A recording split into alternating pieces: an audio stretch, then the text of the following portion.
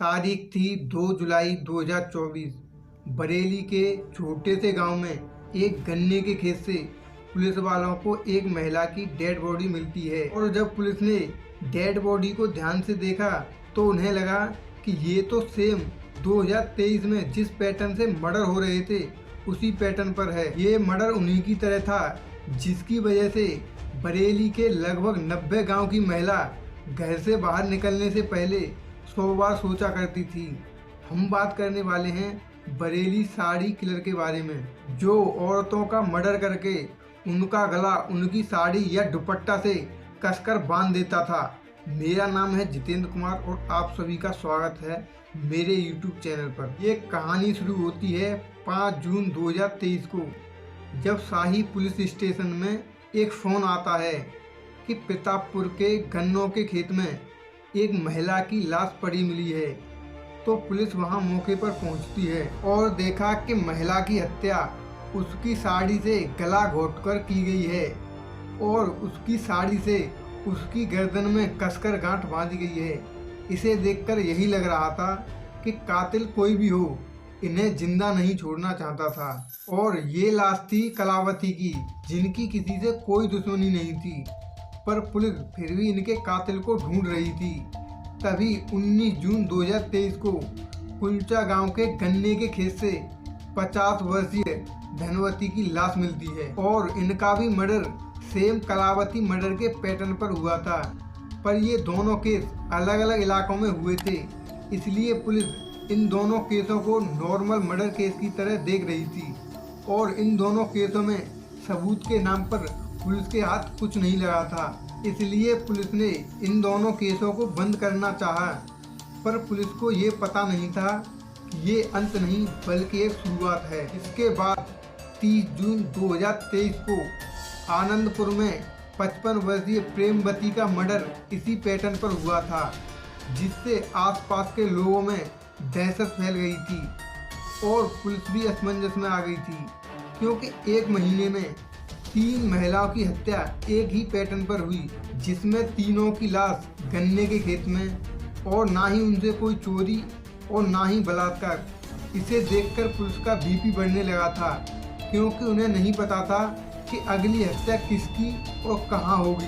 तभी 22 जुलाई 2023 को गुजरिया गांव में कुसुम जी की हत्या इसी तरह उनकी साड़ी से गला घोंटकर कर दी गई और इसके बाद ज्वालापुर गांव में वीरावती की हत्या इसी तरह कर दी गई। और ये सब मर्डर 20 से 25 किलोमीटर के एरिया शाही, फतेहगढ़ और शीशगढ़ में हो रहे थे, जिसके बारे में ना तो पुलिस के पास कोई सबूत था और ना ही सस्पेक्ट। इसलिए इन सब का कातिल कौन है पता नहीं चल रहा था और इसके 2 महीने तक उस इलाके में कोई भी मर्डर नहीं होता है, जिससे लोगों ने और पुलिस ने कुछ राहत की सांस ली और फिर से लोग काम पर जाने लगे और डर का भी माहौल कम होने लगा। तभी 31 अक्टूबर 2023 को लखीमपुर में 65 वर्षीय महमूदा की हत्या इसी तरह उनके दुपट्टे से गला घोंटकर कर दी गई। इसी पैटर्न पर हत्याएं होती रहीं, पर पुलिस के पास एकमात्र अच्छी खबर थी कि 26 नवंबर 2023 से अगले 7 महीनों में उस इलाके में एक भी हत्या नहीं हुई थी।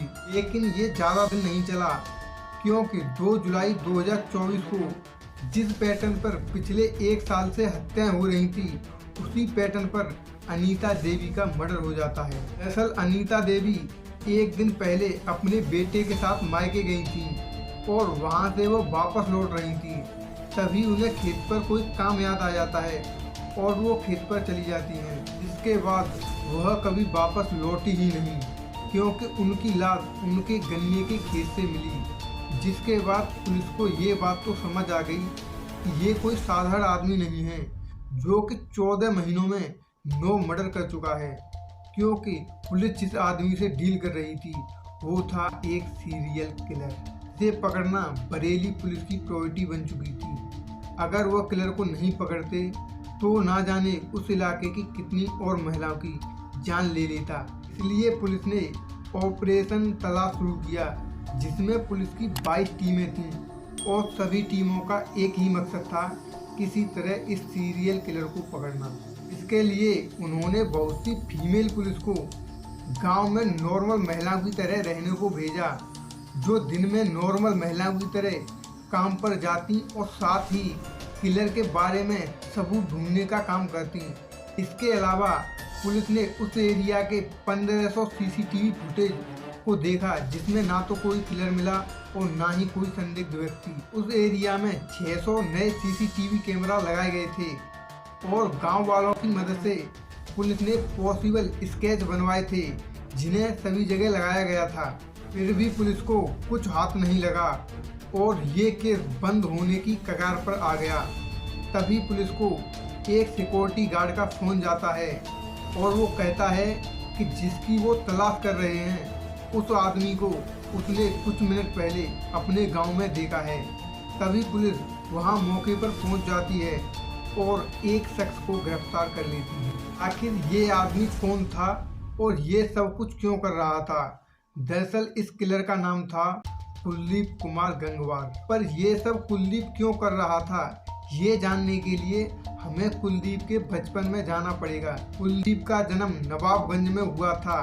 जब कुलदीप छोटा था तो उसके पिता बाबूराम ने उसकी माता के होते हुए दूसरी शादी कर ली थी और जो उसके पिता की दूसरी पत्नी थी उसे कुलदीप की मां कुछ खास पसंद नहीं थी। इसलिए उसके पिता उसके कहने पर कुलदीप और उसकी मां दोनों को पीटा करता था। इसलिए कुलदीप की मां कुलदीप को लेकर उसी गांव में अलग घर में रहने लगी।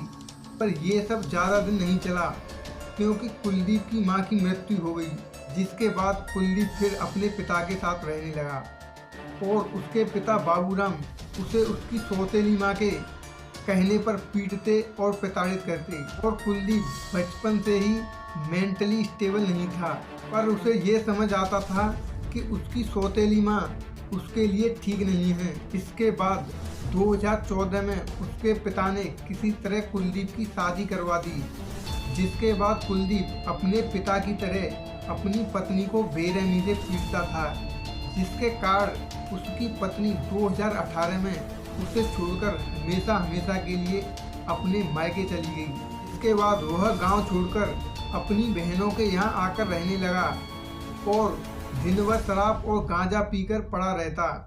पर उसके मन में उसकी सौतेली माँ और उसकी पत्नी की जो इमेज थी वही सारी महिलाओं के प्रति बन गई और इसी इमेज ने उसे मानसिक रूप से हिंसक बना दिया। और कुलदीप के पास ना तो फ़ोन होता था और ना ही कहीं आने जाने के लिए साइकिल या बाइक। इसलिए कुलदीप गांव के कच्चे रास्तों से हमेशा एक गांव से दूसरे गांव जाता, इसीलिए उसे सारे इलाके की अच्छी तरह से जानकारी थी। इसी तरह जून 2023 में कुलदीप अपनी एक बहन के घर जा रहा था, तभी उसकी नज़र अकेले खेत में काम कर रही दानवती पर पड़ी, जिसके बाद वह उनके पास जाकर बात करने लगा और बातों बातों में वह उनसे सेक्स फेवर मांगने लगा। तो उन्होंने मना कर दिया, इसलिए उसने उनकी साड़ी से गला घोंटकर उनकी हत्या कर दी। और ये सिक्योर करने के लिए वो जिंदा नहीं बचे, इसलिए उनकी साड़ी से उनके गले में कसकर गांठ बांध दी। और ये सब कुलदीप गन्ने के खेत में करता था, क्योंकि गन्ने के खेत में कोई कुछ करता रहे, बाहर से जाने वाले आदमी को कुछ नहीं पता चलेगा। और कुलदीप उस इलाके को अच्छी तरह से जानता था, इसलिए गन्ने के खेत के दूसरे भाग से निकलकर चला जाता था। कुलदीप ने कबूला है कि 9 में से 6 महिलाओं का मर्डर उसने किया है, पर कुछ गांव वाले और कुलदीप के परिवार वालों का कहना है कि कुलदीप किसी बच्चे को पीट भी नहीं सकता, तो वह इतने मर्डर कैसे कर सकता है। और उनका मानना है कि कुलदीप निर्दोष है, उसे फंसाया जा रहा है। पर कुलदीप ने 9 में से 6 मर्डर को कबूला है और ये केस यहीं समाप्त होता है। अगर वीडियो अच्छी लगी हो तो लाइक ज़रूर करें।